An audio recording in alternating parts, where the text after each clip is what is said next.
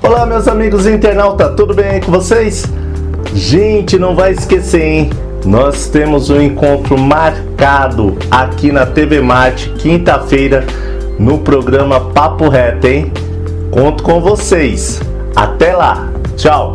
TV Marte, de Tietê para o mundo.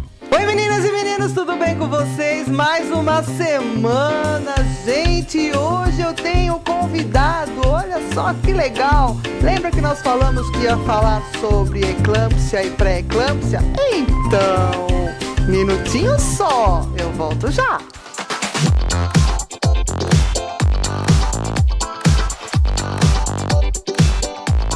Voltamos! E olha só com quem eu tô hoje. Essa semana nós vamos falar sobre eclâmpsia e pré-eclâmpsia, né, Paulo? Tudo bem com você? Tudo ótimo, a audiência do programa Mulher. E esse tema, companheira Valéria, é de suma importância, porque na realidade é um dos maiores riscos da obstetrícia em relação à mortalidade materno e do bebê. E nada melhor do que falar sobre esse assunto com quem entende desse assunto, certo, Paulo? E de todos os colegas obstetras, né? E na realidade, o que nós iremos ressaltar é que a pré-eclâmpsia é um diagnóstico muito fácil de ser realizado no pré-natal. E quando vocês, mulheres, após a 20ª semana, começa a ter um certo inchaço pelo corpo, dor de cabeça e a pressão mínima começa a aumentar, de 9 vai para 11, já é caracterizado todo o protocolo de assistência ao pré-natal para evitar lá na frente um prejuízo materno e do bebezinho também. Qual que é a diferença da pré-eclâmpsia e eclâmpsia? Qual que é a diferença? Pergunta. Na realidade, a pré-eclâmpsia são todos os sintomas que a paciente começa a acender a luzinha vermelha e se não for diagnosticado, não for orientada, não for tratada, vai evoluir para eclâmpsia. Na realidade, eclâmpsia é todos os sintomas da pré-eclâmpsia mais a convulsão. A paciente ela entra numa crise convulsiva e entra principalmente num edema cerebral. Por isso que é uma doença muito mortal em relação à mãe, eu ratifico a 3ª vez, em relação ao bebezinho. Lembrando porque na obstetrícia nós não lidamos com uma vida só, lidamos com 2 vidas. E me diz uma coisa, Paulo, tudo bem, fala de pré-eclâmpsia, eclâmpsia, pressão alta, tudo o que acontece, né? Que eu sei que os médicos brigam muito com as mães por causa da pressão. Mas só tirar o sal resolve? Na realidade, nem tirar o sal, né? O que nós temos que orientar é em relação ao exagero na alimentação. Porque o excesso de quilos a mais, aí sim é o maior prejuízo para eclâmpsia e pré-eclâmpsia. Quando um colega fala, olha, sua pressão está alta, vou dar o remédio, o sal você pode manter, não é que ele está meio desinformado, muito pelo contrário. O sal não é para ser retirado, por incrível que pareça, porque o sal contém iodo. E esse iodo é muito importante para a mãe e para o bebezinho também. O importante, então, é um hábito alimentar um pouco mais regrado. O excesso de ganho de peso, esse sim, vai fazer com que a pressão aumente. E me diz uma coisa, tá? Tem idade para isso? Ou qualquer idade, ou hoje em dia não existe mais esse fator idade? A audiência do programa Mulher parece que é combinado, não é impressionante. Vocês sabem que eu prefiro tudo, a companheira Valéria, tudo no improviso, mas dá impressão, porque as perguntas que você faz justamente são as mais importantes. A faixa de extremidades de idade, esse sim é o mais importante. O que nós estamos vendo? O número de adolescentes engravidando. E a outra faixa etária oposta. Hoje as mulheres estão engravidando cada vez mais tarde, pela parte profissional. né? Uhum. Então é muito comum hoje iniciarmos um pré-natal com 35, 40 anos de idade. Então o grupo de risco para pré-eclâmpsia são justamente esses dois extremos. O início, os adolescentes, e o final, as mulheres adultas da mulher moderna, que hoje resolveram ter bebês cada vez mais tardiamente. São os dois polos que realmente se encaixam no número de crescimento de pacientes de pré-natal e é justamente o foco da pré-eclâmpsia. E me diz uma coisa, todo mundo pensa que eclâmpsia e pré-eclâmpsia só dá em mulheres mais velhas, né? Mas por que acontece nos adolescentes a pré-eclâmpsia? Aí vem o fator marido, né? Um dos fatores da pré-eclâmpsia é o gene paterno, o gene do marido, né? E é justamente isso que acontece na pré-eclâmpsia. Na faixa etária inicial ou na faixa etária mais adulta, se tiver esse componente do gene paterno, vai criar um processo inflamatório no útero e na placenta. É justamente onde a placenta ela é reconhecida como um corpo estranho. E o útero tenta se defender desse corpo estranho. E processa-se o processo de inflamação no corpo inteiro. Então não é só na mãe, é a mãe, vírgula, fígado da mãe, rim da mãe, coração da mãe e o cérebro da mãe. Nossa. É um processo inflamatório generalizado. E isso faz com que a pressão suba? Isso faz com que a pressão suba, por quê? É muito comum isso, a gente pegando pacientes num pronto-socorro de urgência de obstetrícia. Nossa, mãe, a senhora toma algum remédio? Eu tomava o Domet para baixar a pressão. Mas a senhora continuou tomando? Não, a pressão baixou, o médico suspendeu o antihipertensivo. Não é para suspender, porque a característica da pressão na mulher grávida de pré-eclâmpsia é justamente isso. Como os vasos do útero e do corpo abrem e fecham, de vez em quando a pressão vai estar normal. Mas não é por isso que precisa suspender a medicação. Aliás, é para manter a medicação. Porque quando uma pressão de uma paciente com pré-eclâmpsia cai, mais cedo ou mais tarde, ela vai subir. E o que controla essa subida da pressão é justamente a medicação. Chega num ponto que está sem medicação, a oscilação está para cima da pressão alta e a paciente vai parar num pronto-socorro e vai ficar internada no hospital. Tá, me diz uma coisa. Mas o que acontece quando a mulher está grávida? Todo mundo fala que não pode ficar tomando medicamento, que não isso, não pode aquilo. Isso não causa na mulher uma insegurança e ela acaba, por ela mesma, diminuindo a quantidade de medicamento, principalmente para a pressão, nesse período? Sim, lembrando que na mulher grávida, o limiar de tolerância está zerado, né? Uhum. A insegurança, o meio, o receio de medicações também.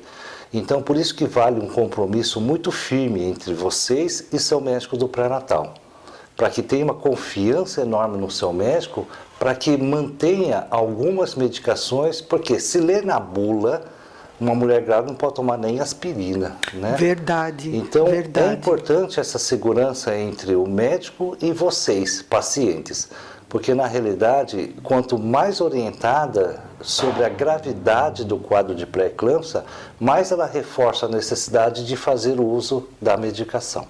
Ah, legal. Ó, gente, o assunto tá ficando bom, né? Uma barulheira hoje tá aqui nesse estúdio, cachorro latindo e tá tudo acontecendo hoje aqui.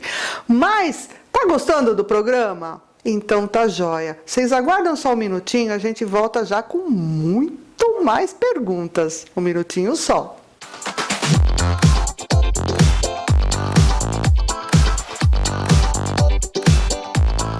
Está na hora do mundo conhecer a sua marca, a sua empresa. Venha para o mundo digital. Anuncie aqui. TV Marte. Contato pelo Zap 15 997 72 51 56. TV Marte. De Tietê para o mundo.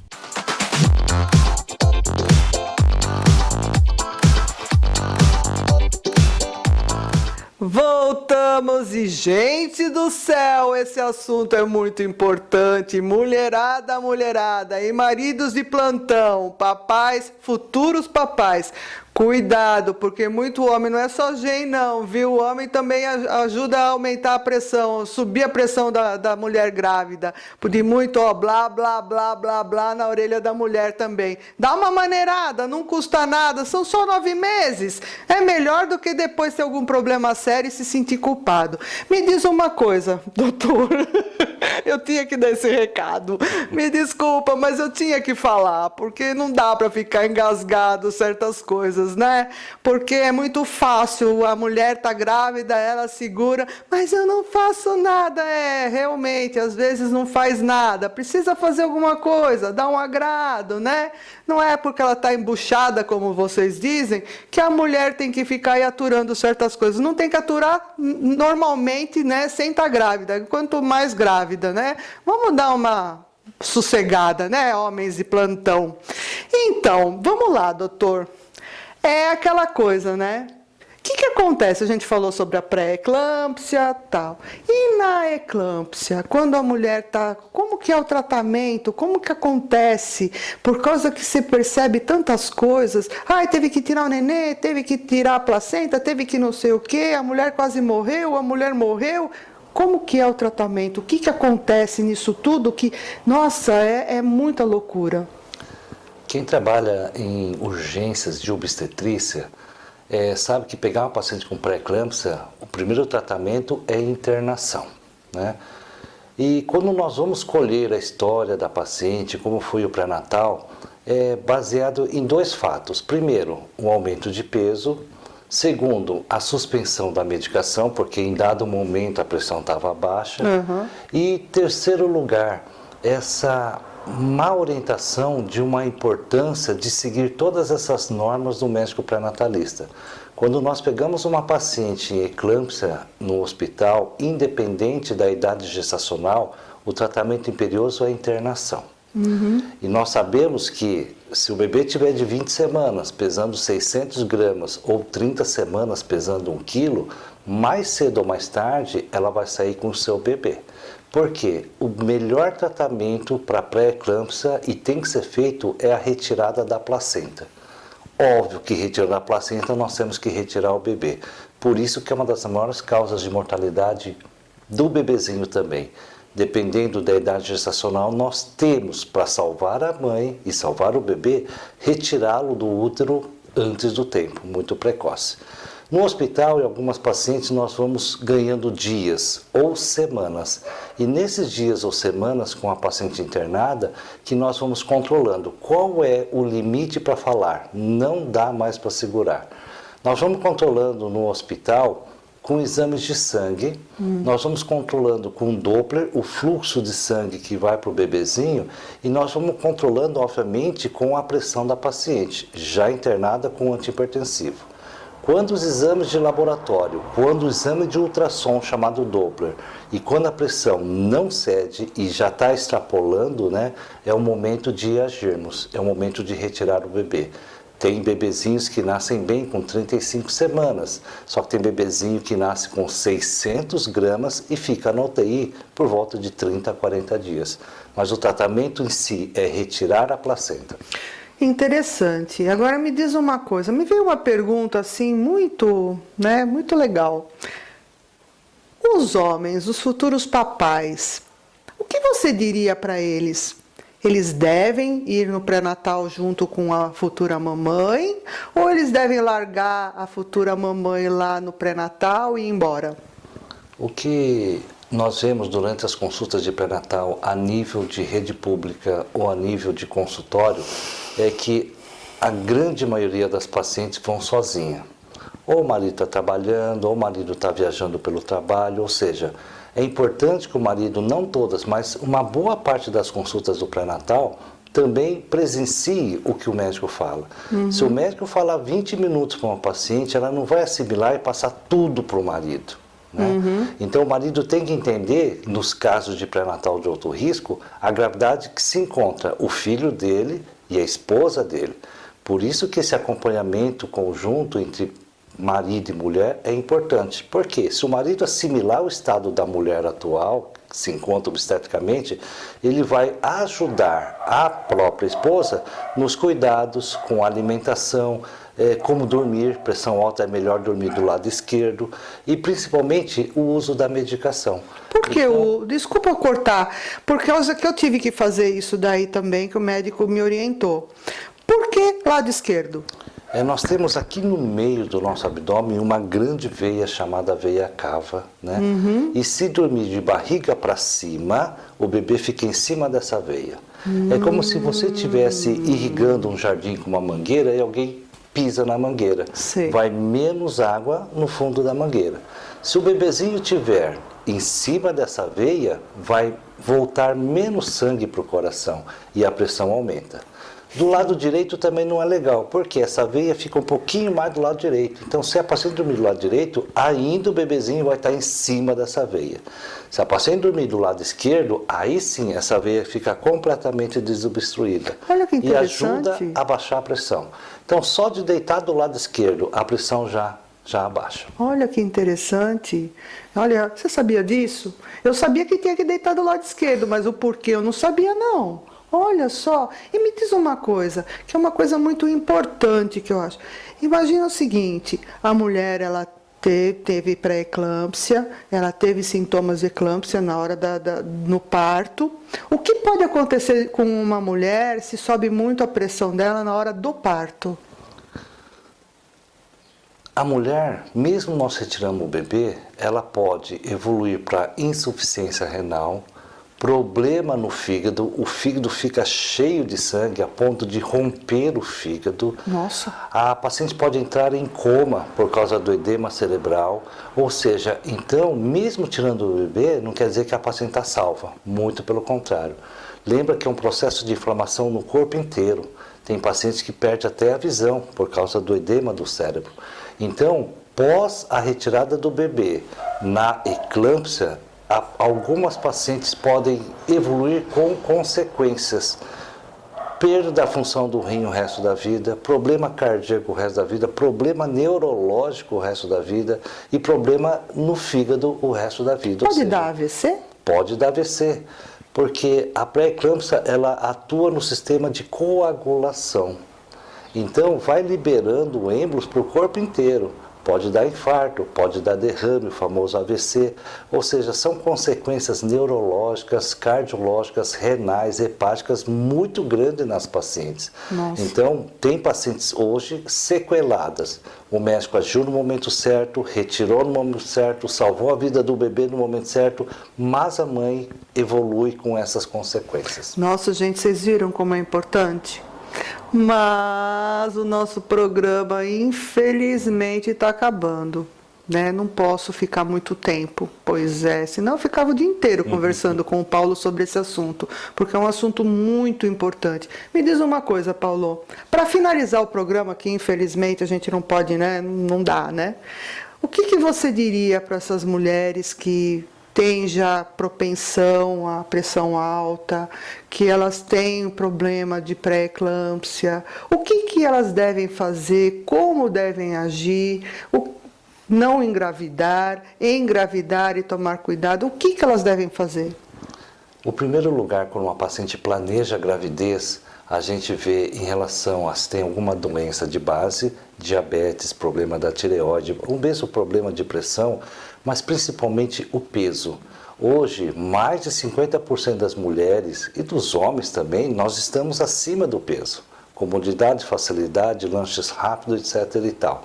Então, uma paciente, sabendo que não há tratamento para prevenir a pré-eclâmpsia, a única coisa que nós podemos fazer para fazer um pré-natal um pouquinho mais seguro é, quer engravidar? Quer. Então, se tiver acima do peso, perder peso, né?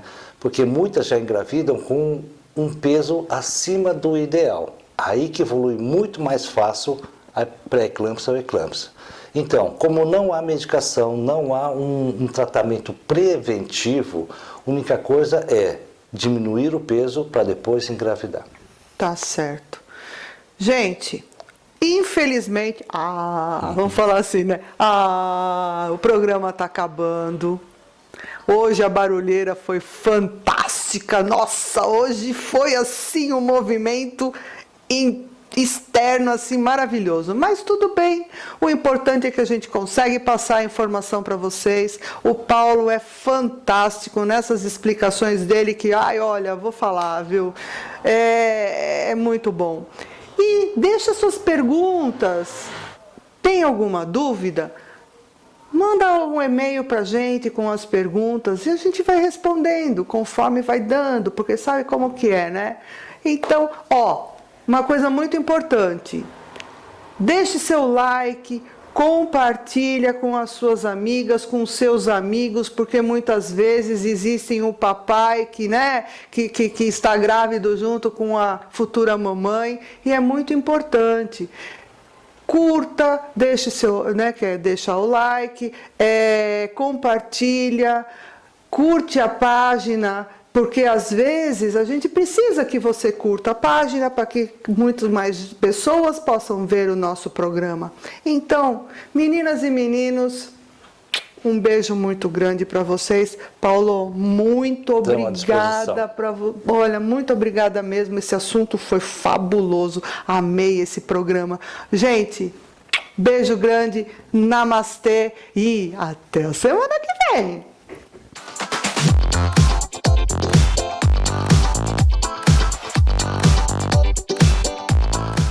Olá, meus amigos internautas, tudo bem aí com vocês? Gente, não vai esquecer, hein? Nós temos um encontro marcado aqui na TV Marte, quinta-feira, no programa Papo Reto, hein? Conto com vocês. Até lá. Tchau. TV Marte, de Tietê para o mundo.